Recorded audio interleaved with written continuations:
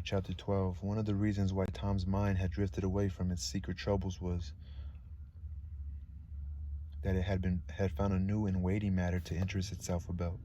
Becky Thatcher had stopped coming to school. Tom had struggled with his pride a few days and tried to whistle her down the wind, but failed. He began to find himself hanging around her father's house nights and feeling very miserable. She was ill. What if she should die? There was a distraction in the thought. He no longer took an interest in war, nor even in piracy. The charm of life was gone. There was nothing but dreariness left. He put his hoop away and his bat. There was no joy in them anymore. His aunt was concerned.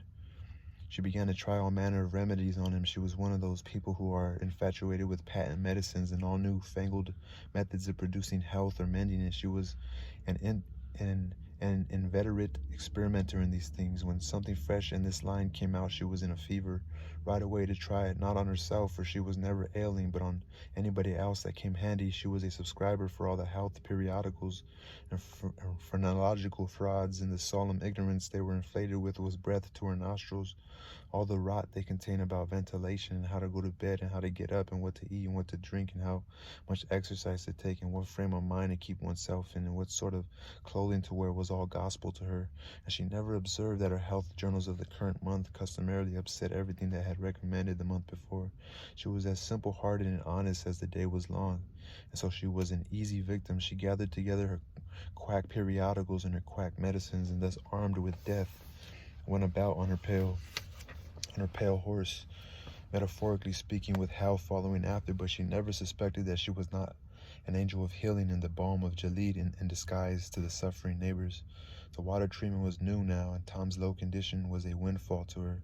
She had him out at daylight every morning, stood him up in the woodshed, and drowned him with a deluge of cold water. Then she scrubbed him down with a towel like a file, and so brought him to. Then she rolled him up in a wet sheet and put him away under blankets till she sweated his soul clean, and the yellow stains of it came through his pores, as Tom said.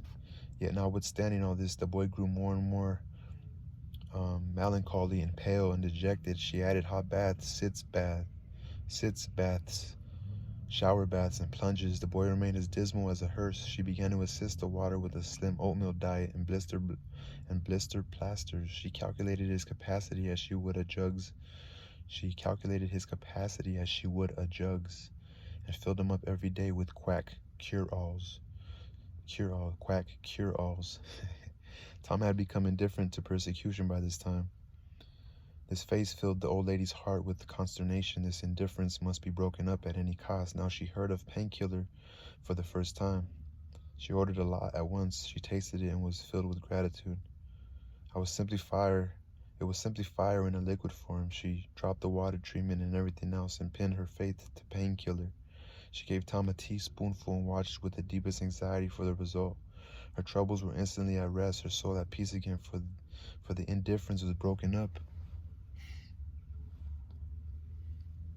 The boy could not have shown a wilder, heartier interest if she had built a fire under him. Tom felt that this was a time to wake up. This sort of life might be romantic enough in his blighted condition, but it was getting to have too little sentiment and too much distracting variety about it. So he thought over various plans for relief and finally hit upon that of professing to be fond of painkiller. He asked for it so often that he became a nuisance, and his aunt ended by telling him to help himself and quit bothering her. If it had been Sid, she would have no misgivings to alloy her delight, but since it was Tom, she watched the bottle clandestinely.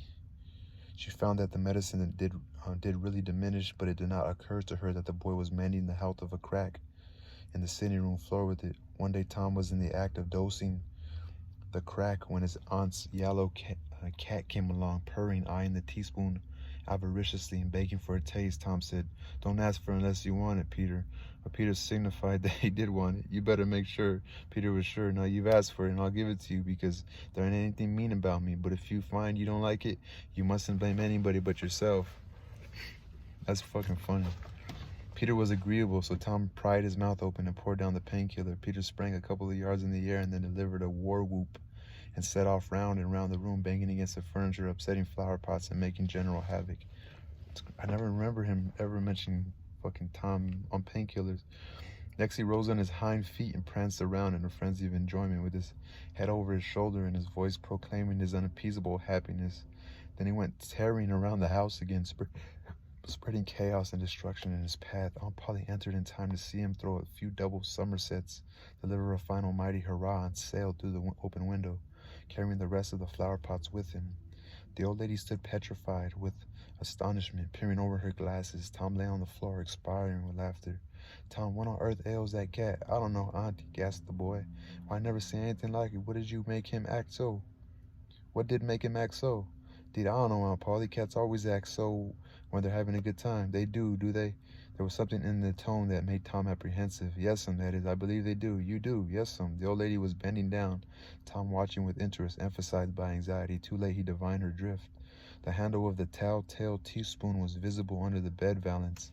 Aunt Polly took it, held it up. Tom winced and dropped his eyes. Aunt Polly raised him by the usual handle, his ear, and cracked his head soundly with her thimble. Now, sir, what did you want to treat that poor dumb beast so for? I done it out of pity for him because he hadn't any aunt. Hadn't any aunt, you numbskull? What has that got to do with it? Heaps. Because if he'd have had one, she'd have burnt him out herself. She'd have roasted his bowels out of him without any more feeling than if he was a human. Aunt Polly felt a sudden pang of remorse. This was putting the thing in a new light.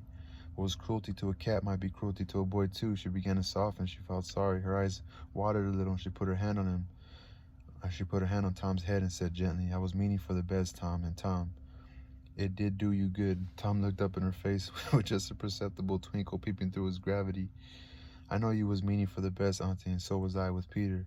It done him good too. I never see him get around so since. Oh, go along with you, Tom, before you aggravate me again. You try and see if you can. Try and see if you can't be a good boy for once, and you needn't take any more medicine.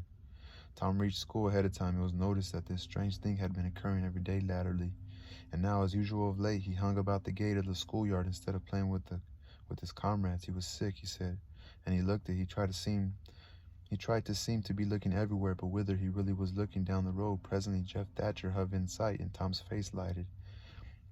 He gazed a moment, and then turned sorrowfully away. When Jeff arrived, Tom accosted him and led up warily to opportunities for a remark about Becky, but the giddy lad never could see the bait.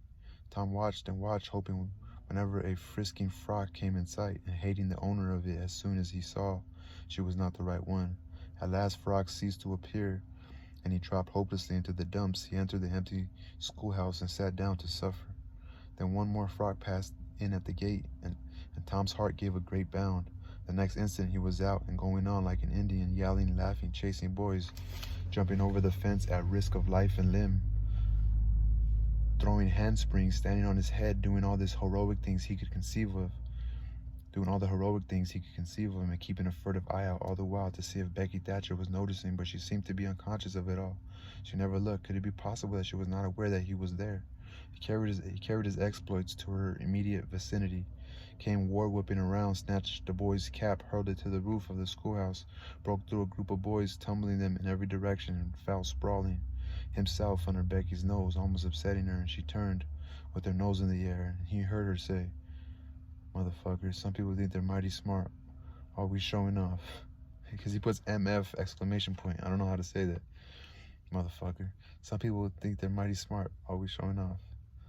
I wonder if Mark Twain would laugh. Tom's cheeks burned. He gathered himself up and sneaked off. Tom's cheeks burned. He gathered himself up and sneaked off, crushed and crestfallen. You should just talk to her normally. You don't have to go throw a guy's hat on the floor. People think they're mighty smart, always showing off. Such a little boy. Come on, Tom. Come on, dude, my teeth are yellow. Anyway, that's the end of chapter 12. We are on the page 88. I'm trying to get under 100 pages. Feel good about myself. It's gonna be a long day of reading. It's been a weird morning.